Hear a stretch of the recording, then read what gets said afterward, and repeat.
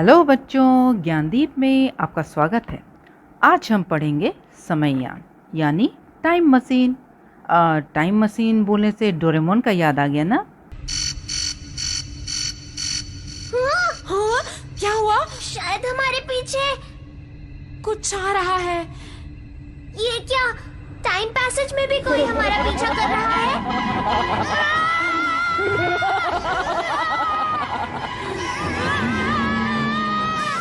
हाँ, डोरेमोन भी time machine में एक समय से दूसरे समय में चला जाता था और हम उसे देखकर बोलते थे, काश मेरे पास भी एक टाइम मशीन होता, है ना।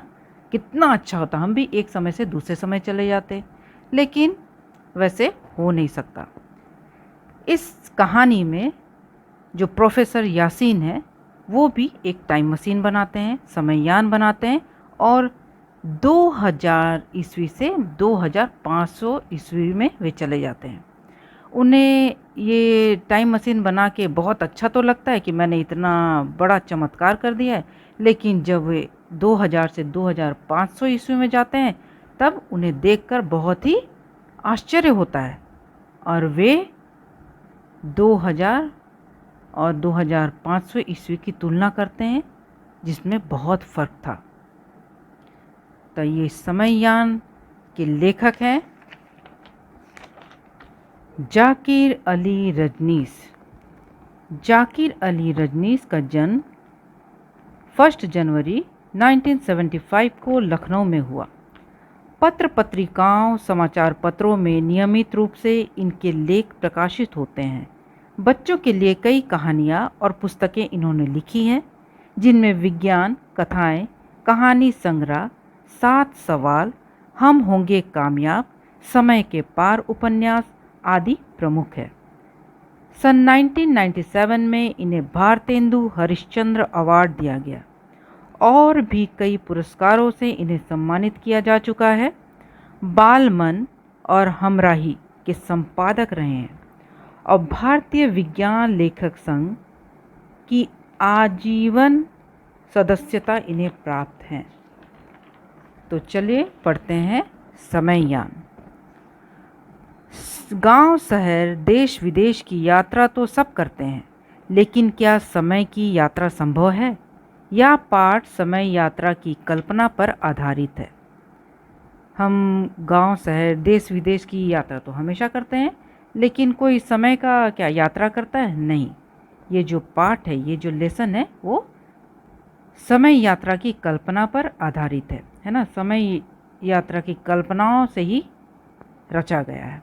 प्रोफेसर यासीन समययान को लेकर इतने रोमांचित हैं कि स्वप्न में 2500 ईस्वी की दुनिया की यात्रा भी कर रहे हैं। अब प्रोफेसर यास्मीन जो एक साइंटिस्ट है, वो समययान को लेकर इतना एक्साइटेड हैं कि वो सपने में ही 2500 ईस्वी की यात्रा करके वापस आ गए। लेकिन भविष्य की दुनिया का जो हाल उन्होंने देखा, उसे देखकर उन्हें एहसास हो गया कि वर्तमान की ज़रूरत तो कुछ और ही है। लेकिन जब उन्होंने 2500 ईस्वी की दुनिया देखी तो उन्हें पता चल गया कि जो हम प्रेजेंट में है, वर्तमान में है, 2000 ईस्वी में है, उसकी ज़रूरत कुछ और ही है और 2500 की ज़रूरत कुछ और है। कंप्यूटरीकृत यानी कंप्यूटराइज, हॉल नुमा यानी हॉल के आकार का, कंप्यूटराइज हॉल के आकार का, मतलब हॉल में कंप्यूटराइज सब चीज़ किया गया है। प्रयोगशाला का एक कोने में 2 जोड़ी आंखें लगातार एक स्क्रीन पर जमी हुई थी।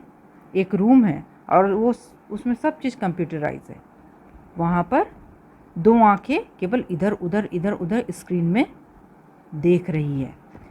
उस सुपर कंप्यूटर की अंतर्निहित शक्ति अपने बराबर में स्थित एक सतरंगे ग्लोब नुमा मशीन की जांच करने में व्यस्त थी। अंतर्निहित यानी अपने अंदर स्थित जो शक्ति है, उसको जांच करने में वो व्यस्त है। मशीन में वो ढूंढ रही है कि उसके मेरे अंदर जो है वो मशीन में है कि नहीं, और वो मशीन की जांच करने में ही बिजी है। केवल उसकी आंखें इधर उधर हो रही है। लगभग 8 फीट व्यास का वह सतरंगा ग्लोब अपने गर्भ में अनंत संभावनाएं छिपाए हुए था। अनंत यानी जिसका अंत नहीं है, संभावनाएं यानी ऐसी चीज जो हो सकती है। तो वो सतरंगा ग्लोब अपने गर्भ में, अपने अंदर जो है, जो ऐसी चीज हो सकती है उन सबको छुपाए हुए था। उन्हीं संभावना की तह यानी जड़ तक पहुंचने में व्यस्त था सुपर कंप्यूटर, और उसी की खोजबीन करते हुए व्यस्त है सुपर कंप्यूटर। कंप्यूटर उसी की खोजबीन कर रहा है जिसका अंत नहीं है, और जो चीज़ हो सकती है उसी की खोजबीन में कंप्यूटर लगा हुआ है। किसके साथ? प्रोफेसर यासीन के साथ। आकाश की तरह शांत वे 2 जोड़ी आंखें परिणाम की प्रतीक्षा में है। अब वो जो आकाश की तरह मतलब वो जो 2 जोड़ी आंखें हैं, वो जो आंखें हैं जो देख रही इधर उधर, उसकी आंखें केवल रिजल्ट की प्रतीक्षा कर रहे हैं, रिजल्ट का इंतज़ार कर रहा है, परिणाम का इंतज़ार कर रहा है कि कब मैं सफल होऊंगा और मुझे पूरा रिजल्ट मिलेगा। किसकी थी वे आंखें? वे प्रोफेसर यास्मीन की थी। आबाद गति से धड़कते हुए और अनियंत्रित गति से चलती सांसें भी उनकी एकाग्रता को भंग करने में समर्थ ना हो सकी थी। आबाद मतलब बिना रुके हुए, और अनियंत्रित बिना कंट्रोल किए हुए, स्पीड में जा रहा था। एकाग्रता, शांत एक मन से, बिना रुके हुए उसकी धड़कन जो थी, हार्ट बीट जो थी, वो एकदम स्पीड पकड़ते जा रही थी। किसकी? डॉक्टर प्रोफेसर यासीन की। और इतनी धड़कन हो रही थी और एकाग्रता को भंग करने में समर्थ ना हो सकी थी, और ये जो शांति थी उसको भी भंग करने में वो असहाय हो गया था, है ना। वो कुछ नहीं कर पा रहा था। वो उनकी आंखें केवल टिकी हुई थी, हार्ट बीट बढ़ रहा था, लेकिन उसका जो एकाग्रता था, वो आंख जो टिका हुआ था कि मुझे रिज़ल्ट मिले, मैं जो इन्वेंशन कर रहा उसका रिज़ल्ट मिले, बस उसी में वो टिका था, उसका ध्यान उसी में पड़ा हुआ था। देखा विजय, हम जीत गए। उसके बाद एक आवाज़ आती है, देखा विजय, हम जीत गए। अगले क्षण ही प्रोफेसर यासीन ने हॉल की निस्तब्धता तार तार कर दी। निस्तब्धता यानी खामोशी, तार तार कर दी यानी एक मुहावरा है, वो उसका अर्थ होता है धज्जियाँ उड़ा दी, मतलब वो शांति जो था वो भंग हो गया। क्षण का अर्थ है पल। समय की अबाध गति पर हमारे समययान ने विजय हासिल कर ली। उसके बाद फिर प्रोफेसर बोलते हैं, समय की अबाध बिना रुके हुए गति, स्पीड पर हमारे समययान यानी टाइम मशीन ने जीत हासिल कर ली है। अब हम इस समय से दूसरे समय जा सकते हैं। बोलते हैं हम जीत गए, हमने वो हासिल कर लिया। अब हम समय की सीमा को चीरकर किसी भी काल, किसी भी समय में बड़ी आसानी से जा सकते हैं। बोलता है हमारा एक्सपेरिमेंट सक्सेसफुल रहा। अब हम एक समय से दूसरे समय, किसी भी काल में, किसी भी समय में आसानी से जा सकते हैं। मुबारक हो सर, आज आपकी वर्षों की मेहनत सफल हो गई। तो विजय जो था वो बोलते हैं मुबारक हो सर, आपकी वर्षों की मेहनत जो है वो सफल हो गई। आपका यह आविष्कार निस्संदेह मानव कल्याण में उपयोगी सिद्ध होगा। वो विजय बोलता आपने जो ये खोज की है वो अवश्य मनुष्य की भलाई के लिए प्रयोग किया जाएगा। प्रोफेसर के सहायक विजय ने भी अपनी भावनाओं पर लगाम लगाना उचित न समझा, और जो प्रोफेसर के सहायक है मतलब असिस्टेंट विजय, वो भी बोला कि मेरे अंदर भी खुशी है, तो वो अपने जाहिर कर देता है। लगाम मतलब कंट्रोल, लगाना, लगाम लगाना, कंट्रोल नहीं हो पाया उसका, और वो बोल दिया भावना पर लगाम लगाना उचित ना समझा, मतलब ठीक ना समझा, और वो भी बोल दिया कि आपने जो परिश्रम किया उसका फल आपको अवश्य मिलेगा। धन्यवाद विजय, पर यह मत भूलो कि इस महान सफलता में तुम्हारा भी बराबर का योगदान है। यह योगदान यानी हिस्सा, इसे बनाने में तुमने मदद की है। प्रोफेसर बोलते तुमने भी इसे बनाने में मेरी मदद की है, यह तो आपका बड़प्पन है। बोलता है ये तो आपका बड़प्पन है सर, वरना मैं क्या और मेरा। फिर वो चुप हो जाता है।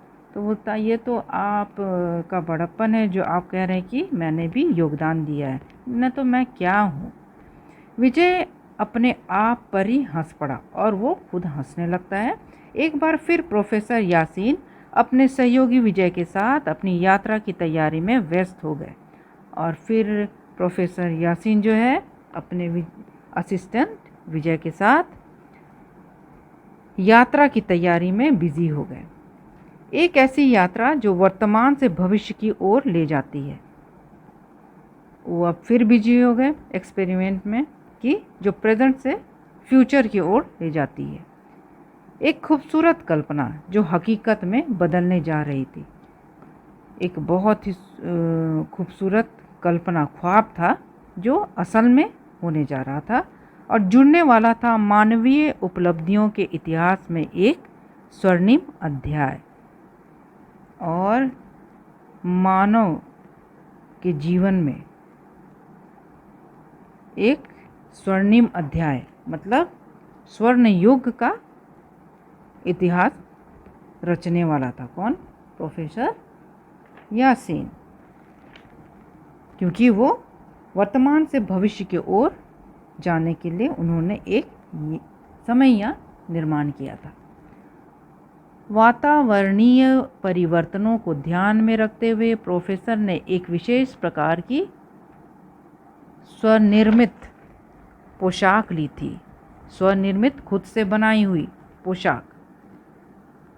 अब वातावरण के अनुसार प्रोफेसर यास्मीन अपने ही एक खुद से बनाई हुई पोशाक ले लिए थे क्योंकि उन्हें प्रेजेंट से फ्यूचर में जाना था। अब वे किसी अंतरिक्ष यात्री की भांति लग रहे थे और जब उन्होंने वो सूट पहन लिए तो अंतरिक्ष में जाते समय जो पहनते हैं उसी की तरह वे भी लगने लगा वे अंतरिक्ष में जा रहे हैं, जो किसी नवीन ग्रह की खोज में अनंत आकाश गंगा में प्रवेश करने वाला था।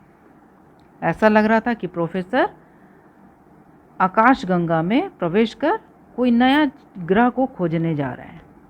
उस 8 फुटे सतरंगे समययान में जैसे ही प्रोफेसर ने कदम रखा, वो जो समययान उन्होंने बनाया था 8 फुट का था, और उसमें जैसे ही प्रोफेसर ने कदम रखा उनका शरीर रोमांचित हो उठा।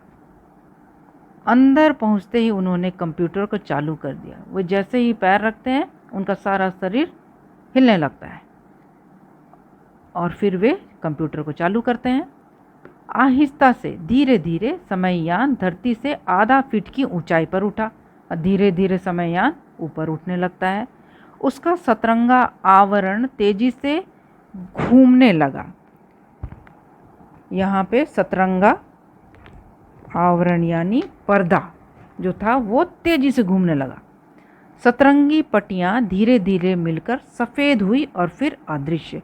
इतनी तेज़ी से घूमने लगा, इतना स्पीड में वो घूमने लगा कि वो सफ़ेद दिखने लगा और धीरे धीरे गायब हो गया। पर अंदर सब कुछ स्थिर था, लेकिन अंदर जो था सब कुछ ऐसे ही शांत था, रुका हुआ था। केवल ऐसा महसूस हो रहा था, घूम रहा था जो सिर्फ समय चक्र, बड़ी तेज़ी से आगे की ओर केवल घूम रहा था। तो समय चक्र और आगे की ओर पहले 2000, 2050, 2100, 2300, समय चक्र 2300 तक पहुंच गया। वो बहुत तेज़ी से घूम रहा है। कंप्यूटर द्वारा पूर्व निर्धारित समय चक्र 2500 ईस्वी पर पहुंचकर थम गया और कंप्यूटर में जो फिट किया हुआ था कि 2500 तक जाकर समययान रुक जाएगा, वैसा ही हुआ। प्रोफेसर ने कलाई घड़ी पर नज़र डाली। कलाई घड़ी मतलब रिस्ट वॉच पर।